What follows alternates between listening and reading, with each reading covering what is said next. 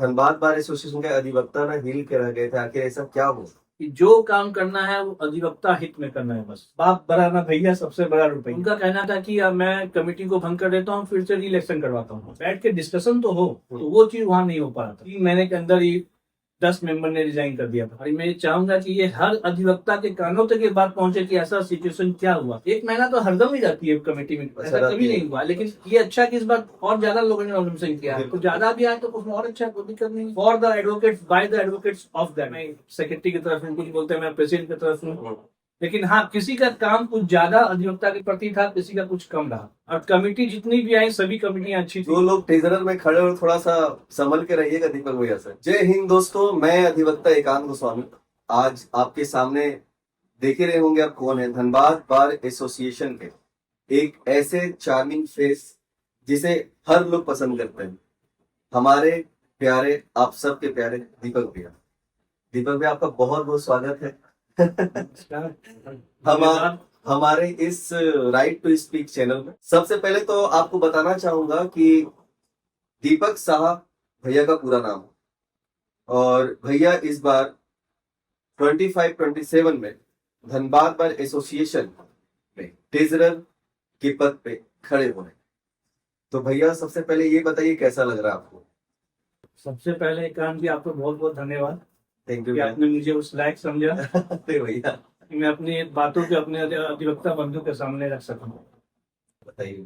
अच्छा लग रहा है, और मैं पहले भी कमेटी में रह चुका हूं और मुझे सभी का भरपूर प्यार और सहयोग मिला है, सभी अधिवक्ता बंधुओं का। और मेरी कोशिश है कि इस बार भी मैं आऊं और जितना मेरे से हो सकेगा अधिवक्ता हित में मैं करूंगा। अभी आप तो ट्रेजरर पे खड़े हो रहे हैं, इसके पहले कौन से पद पे थे आप? इसके पहले मैं असिस्टेंट ट्रेजरर में था 3 बार। 3 बार, मतलब कि हैट्रिक मार चुके हैं। तो जो लोग ट्रेजरर में खड़े हो थोड़ा सा संभल के रहिएगा दीपक भैया से। कोई नहीं है, सभी मेरे बड़े हैं और मेरे साथीगण हैं। नहीं, बस मैं ऐसे एज अ जोक्स अपार्ट। तो भैया उसके पहले आप भी कमेटी में थे? हाँ, उसके पहले भी मैं गवर्निंग काउंसिल में था। मतलब कि काफी सालों से लग रहा है कि आप कमेटी मेंबर में हैं। 2012 में मैं प्रथम बार जीत कर आया था गवर्निंग काउंसिल में। और उस टाइम से अभी तक लगातार है आप? जी, लगातार नहीं, बीच में एक बार गैप हुआ था, अच्छा, उसके बाद फिर मैं लगातार। चलिए आप चलिए, बहुत खुशी की बात है कि दीपक भैया को जितना नॉलेज होगा कमेटी के बारे में उतना शायद सबको होगा, मगर अभी जो एज में दीपक भैया है उस एज के हिसाब से दीपक भैया को काफी अच्छा नॉलेज है कमेटी के बारे में और हमारे एसोसिएशन के बारे में। तो भैया आप अगर जीत कर आते हैं ट्रेजरर के रूप में, तो आप क्या नया करेंगे सभी अधिवक्ताओं के लिए, जो नए हैं और जो पुराने हैं? क्योंकि अधिवक्ता अधिवक्ता है, चाहे वो नए हो चाहे पुराने हो, मेरी नजर में। और नए लोगों को थोड़ी तकलीफ होती है कि आते ही जो है उनको एक सिटिंग प्लेस प्रॉपर नहीं मिल पाता है, वो असमंजस में रहते हैं, कहाँ बैठूं कहाँ टेबल लगाऊं।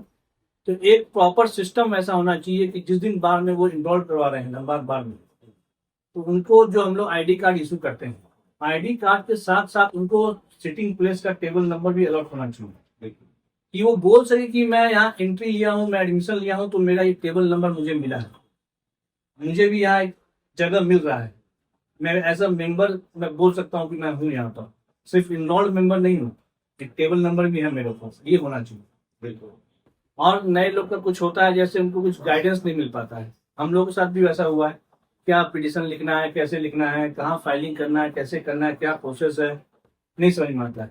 तो एक हम लोग चाहेंगे, कोशिश करेंगे कि मंथली कुछ वैसा एक हो सेमिनार टाइप का, जिसमें लीगल तो चलिए वो पढ़ के ही आ रहे हैं, जो भी आ रहे हैं वो पढ़ के ही पास होके और पास आउट होके आ रहे हैं, कुछ LLM करके भी आ रहे हैं, तो लीगल नॉलेज तो उनको है, लेकिन प्रैक्टिकल नॉलेज उनको नहीं हो पाता है। तो हम लोग की कोशिश यही रहेगी उनको वो परेशानी ना झेलनी पड़े कोर्ट में, क्योंकि सभी लोग सीनियर्स के अंडर में नहीं ज्वाइन करते हैं, कुछ चाहते हैं कि मैं इंडिपेंडेंट करूँ अपने को, तो उनको कठिनाइयां वहीं पर आती है कि क्या पिटीशन कैसे बनेगा, कैसे वो फाइलिंग होगा। तो टेक्निकल जो प्रॉब्लम्स आती है वो हम लोग सॉर्ट आउट करने की कोशिश करेंगे, ताकि वो इंडिपेंडेंट भी प्रैक्टिस कर सके। अब तक की कमेटी में आप काफी टाइम से हैं, सबसे बेस्ट कमेटी आपको कौन सी ईयर की लगी जिसमें आपको सारा कुछ साफ सुथरा और क्लीन दिखा? लेकिन सबसे ज्यादा खुशी तो जब आप प्रथम बार जीत के आते तभी होती है। और वो खुशी आप कभी उससे एक्सप्रेस नहीं कर पाएंगे नहीं कर कभी पाएंगे। क्या खुशी थी वो कि प्रथम बार आप डीबीए में कमेटी में आए। और कमेटी जितनी भी आई सभी कमेटियां अच्छी थी, आप किसी को अच्छा या बुरा नहीं बोल सकते, लेकिन हाँ किसी का काम कुछ ज्यादा अधिवक्ता के प्रति था, किसी का कुछ कम रहा। बस डिफरेंस यही रहा कि अधिवक्ता हित में कभी कोई ज्यादा काम कर पाए, कोई कम कर पाए, बस यही एक डिफरेंस है। और कुछ नहीं। तो मेरी कोशिश यही रही कि जो भी काम हो अधिकतम अधिवक्ता हित में ही हो, क्योंकि इसमें आपने एक चीज देखा होगा कि एक मैंने अपना पैम्पलेट बोल सकते हो, मैं ग्रुप में चला रहा हूँ अभी, उसमें मेरा स्लोगन भी वही है, for the advocates by the advocates of the advocate, जो भी हो सिर्फ एडवोकेट्स के लिए हो। बहुत खूब। आप जिस पद के लिए खड़े हो रहे हैं ट्रेजरर, जी इसका मतलब क्या है और इसमें काम क्या क्या होते हैं? देखिए, कहते हैं ना कि यदि पैसा नहीं है हाथ में तो आप कुछ नहीं कर सकते। बाप बड़ा ना भैया, सबसे बड़ा रुपया। ये भले हम लोग बोलते हैं, लेकिन ये फैक्ट भी है कि पैसा का अहमियत है। अब बिना पैसा के आप कोई कुछ, आपका विजन नहीं काम करेगा, आप सोच नहीं सकते मैं आगे क्या करूँ, आप चल ही नहीं सकते, चल ही नहीं सकते हैं बिना पैसा का। तो पैसा जो है बहुत बड़ा मुद्दा होता है कोई भी एसोसिएशन को चलाने के लिए। तो ट्रेजरर का रोल ज्यादातर यही होता है कि उसको कैसे मैनेज करना। आपको बजट बनाना है, आपको प्रेसिडेंट सेक्रेटरी को आपको गाइडेंस देना है कि कहाँ पर पैसा सब क्या खर्च करेंगे तो वो हम लोग के अच्छा होगा कि नहीं होगा, और क्या लिमिट हम लोग खर्च करने का किस जगह में, ये भी हम लोग को देखना है। और प्लस जो अकाउंट्स वगैरह होता है उसको आपको बनाने में हेल्प करना है अकाउंटेंट को। और मैं चाहूंगा और मैं करूंगा भी, ये मेरा वादा है कि जो मैं हर बार देखते आया हूँ कि जब जीबी होता है तब हम लोग अकाउंट्स को प्रोड्यूस करते हैं, और तब ऑडिट होता है तब ऑडिट रिपोर्ट को प्रोड्यूस किया जाता है। लेकिन मैं ये हर संभव कोशिश करूंगा और करके रहूंगा कि हर 3 महीने में जो अकाउंट्स का जो होता है वो सब आम अधिवक्ता के बीच में हो रहेगा, सब उसको देखेंगे। भैया, अभी आगामी चुनाव में काफी भीड़ लगी पड़ी है, काफी लोग बढ़ चढ़ के हिस्सा भी लिए। 103 लोग टोटल नॉमिनेशन करवाए हैं अपने नाम का। तो लास्ट ईयर जो कार्य हुआ और जीतने के बाद आप इन दोनों में क्या डिफरेंसेस दिखाएंगे, और आप अगर आते हैं तो क्या क्या लाएंगे? देखिए, भीड़ तो इसे नहीं कहेंगे, ये तो मुझे और ज्यादा अच्छा लग रहा देखकर कि नए लोग जो भी प्रैक्टिस में आ रहे हैं उनके अंदर भी एक जज्बा है कि मैं कमेटी में आऊं, कुछ करूं बार के लिए। और ये आने वाले समय के लिए अच्छा चीज है ये कि लोग सिर्फ प्रैक्टिस में अपने आप को सीमित नहीं रख रहे हैं, वो बार के प्रति भी उनकी कुछ सोच है। और जितने नया सोच आएगा, जितनी नई जनरेशन आएगी, उतना विजन नया आएगा और उतने टेक्निक्स नया मालूम चलेगा आपको। कुछ टेक्निक्स देखिए अभी ऐसा भी है जिससे हम लोग अपडेटेड नहीं है। ठीक है, मैं यंग हूं लेकिन मेरा अपडेटेड अपने नहीं बोल सकते आप, तो जो नए आएंगे वो और ज्यादा अपडेट होंगे टेक्नोलॉजी से। तो उनका जो आइडियाज, उनका जो ये रहेगा विजन रहेगा, उसको भी हम लोग एडॉप्ट करेंगे कमिटी में वो रहेंगे तो। और उस एंगल से भी कुछ काम होगा, क्योंकि नए की सोच को नए समझ पाएंगे और उनको क्या चाहिए वो ज्यादा अच्छे बेहतर जानेंगे। कोशिश तो हम लोग भी पूरी करते हैं, लेकिन वो भी अपने ग्रुप में अपने बाकी नए लोगों के साथ क्या उनकी रिक्वायरमेंट है। अब जैसे फीमेल्स में भी है, फीमेल्स इसमें बहुत कैंडिडेट इस बार गवर्निंग में, तो बहुत अच्छी बात है कि महिलाएं आगे आ रही है। अब उनको यदि कुछ प्रॉब्लम ऐसा है तो उसको हम लोग इजी होगा कि जो महिला गवर्निंग काउंसिल जो आएंगी वो उनको सॉल्व करेंगे। एक महिला तो हरदम ही जाती है कमेटी में, ऐसा कभी नहीं हुआ। लेकिन ये अच्छा कि इस बार और ज्यादा लोगों ने नॉमिनेशन किया है, तो ज्यादा भी आए तो कुछ और अच्छा, कोई दिक्कत नहीं है, सब अपने कलीग्स हैं।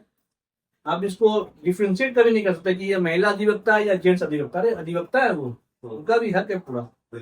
कम्युनिटी जो गठित होगी उसमें यूनिटी का क्या महत्व? जो कमेटी अभी हम लोग की गठित होने वाली है, बिना यूनिटी के आप कोई भी एसोसिएशन को नहीं चला सकते। एक ट्रेंड चल जाता है कि चलो कुछ लोग इधर हैं, कुछ लोग आपस में बाइफर्केशन कर लेते हैं कि मैं सेक्रेटरी की तरफ हूँ, कुछ बोलते हैं मैं प्रेसिडेंट की तरफ हूँ।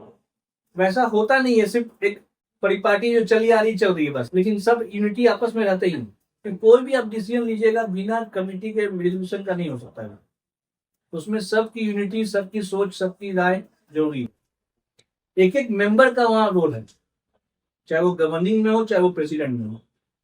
अभी कुछ दिनों पहले की बात है, या जो कमेटी गठित हुई थी पिछले वर्ष या 2 साल पहले की बात बता रहा हूँ, जब कमेटी बनी तो ऐसा क्या हुआ कि काफी अधिवक्ता जो कमेटी में आए थे उन्होंने रेजिग्नेशन दे दिया। ये बात सुनते ही पूरे धनबाद बार एसोसिएशन के अधिवक्ता ना हिल के रह गए थे। आखिर ऐसा क्या हो, बताइए सर प्लीज, जानना चाहेंगे। नहीं नहीं, एकदम आपका जानने का हक है। और मैं चाहूंगा कि ये हर अधिवक्ता के कानों तक ये बात पहुंचे कि ऐसा सिचुएशन क्या हुआ था। देखिए, जब हम लोग जीत के आए थे, और शायद ये मुझे लगता है डीबीए के हिस्ट्री में ये पहली बार हुआ था बिल्कुल बिल्कुल। कि 3 महीने के अंदर ही 10 मेंबर ने रिजाइन कर दिया था। कि कुछ परिस्थितियां ऐसी हो गई थी कि प्रेसिडेंट और सेक्रेटरी जो उस समय थे कमेटी में, इसके पहले में, तो वो लोग कुछ डिसीजन बिना रिजोल्यूशन का, बिना मीटिंग का ले लिए, चाहे वो परचेजिंग से रिलेटेड हो या कंस्ट्रक्शन से रिलेटेड हो या कोई भी काम से रिलेटेड हो। तो उसमें जो 10 लोग जो थे उन लोग को वो चीज अच्छा नहीं लगा कि सर जब कमेटी है तो मीटिंग करके उसमें रिजोल्यूशन लेकर फिर काम को किया जाए। जो भी डिसाइड हो, फाइनल डिसीजन प्रेसिडेंट सेक्रेटरी का ही होता है, लेकिन एक बैठ के डिस्कशन तो हो, तो वो चीज वहां नहीं हो पा रहा था। तो वो 10 जो है अपने आप को अलग समझ रहे थे कमेटी से, तो इसी कारण से डिजाइन किया गया। उसमें हम लोग पहले बोला गया था, उनसे बहुत बार रिक्वेस्ट किया गया था उन लोगों से, लेकिन शायद उनको नहीं समझ में आई होगी हम लोग की बातें। फिर हम लोग रिटर्न में भी दिए थे कि सर इस पर बैठ के विचार किया जाए, इसका सॉर्ट आउट किया जाए, लेकिन क्यों नहीं हो रहा है ऐसा, कोई भी चीज मीटिंग क्यों नहीं रखी जा रही है। लेकिन वो नहीं सॉर्ट आउट होगा तो फिर मजबूरन में हम लोग ने रिजाइन किया। स्टेट बार का कहना था कि यदि आप लोग रिजाइन कर रहे हो, और उसमें मैक्सिमम मेंबर्स ने रिजाइन किया था 10 लोगों ने, तो उनका कहना था कि अब मैं कमेटी को भंग कर देता हूँ, फिर से री इलेक्शन करवाता हूँ। तो हम लोगों ने कहा कि नहीं, आप ये री इलेक्शन अच्छा चीज नहीं है, ये आपस का हम लोग का अंडरस्टैंडिंग नहीं बैठ रहा है, ये आपस में हम लोग का जो चल रहा है उसको आप बैठ के सॉल्व कीजिए। पहले नहीं सॉल्व होता है तो फिर ठीक है, तब तो फिर इलेक्शन लास्ट ऑप्शन नहीं। तब उन लोगों ने कहा था ठीक है हम लोग आएंगे और मीटिंग करेंगे आप लोगों के साथ, लेकिन उस पर भी विचार था कि मीटिंग जो होगा वो क्लोज रूम में होगा। लेकिन उसमें में हम लोगों ने अपना टर्म्स रख दिया कि नहीं, जो मीटिंग होगी वो लाइब्रेरी में होगी और हर अधिवक्ता के बीच में होगी, और वो ओपन मीटिंग होगी, तभी होगी। तो उन लोगों ने हम लोग की बातों को माना, समझा कि नहीं ये मास का चीज है, ये सिर्फ 10 लोगों का चीज नहीं है पर्सनल। तो वहां उन लोग आए, उन लोग के समक्ष में हमारे जो ट्रेजरर थे इसके पहले मेघनाथ जी, उन्होंने सब बातों को रखा, हम लोगों ने भी अपनी बातों को रखा, वो लोग समझे। फिर उसके बाद जो सॉल्व हुआ मैटर, वो लोग रेडी हुए कि जो भी रिजोल्यूशन होगा सहमति से होगा और रिजोल्यूशन के हिसाब से काम होगा। भैया आपका एजेंडा क्या है? फिलहाल मेरा कोई एजेंडा नहीं, क्योंकि मैं देख रहा हूँ कि एजेंडा जो होता है वो बस एक खाना पूर्ति है। मुझे इलेक्शन लड़ना है तो मैं एक एजेंडा लेकर चल रहा हूँ, और जीतने के बाद फिर वो एजेंडा पे काम होता है नहीं होता है, सही बात। और ना उसमें किसी की उसमें जवाबदेही मेरी होती है, और ना फिर कुछ बेचारे, ना कोई अधिवक्ता पूछते हैं कि आप ये एजेंडा लेकर आए थे, इस पे क्या काम किया। ये हम लोग का बोलते ना, ये कृपा है धनबाद बार एसोसिएशन पर जो चुनाव लड़ते हैं उन लोगों पर, कि यहाँ के जो लॉयर्स इतने अच्छे हैं कि वो आपसे क्वेश्चन फिर बाद में नहीं पूछते हैं कि आपने ये एजेंडा लाया था, ऐसा क्यों नहीं किया, क्यों किया, कुछ नहीं। वो आपको पूरी तरह सहयोग करते हैं हर चीज में।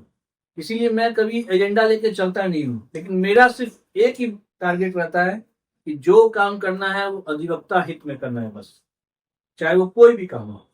ऐसा कोई काम नहीं करना है जिससे किसी एक सिंगल अधिवक्ता को आहत पहुंचे। आप जितने भी अधिवक्ता गण हैं उन सभी से अपने वोटिंग के लिए क्या अपील करना चाहेंगे? क्योंकि मेरा सभी से, जितने भी बड़े हैं सभी से हाथ जोड़कर मेरा प्रणाम स्वीकार करें, और सब छोटों को मेरा प्यार।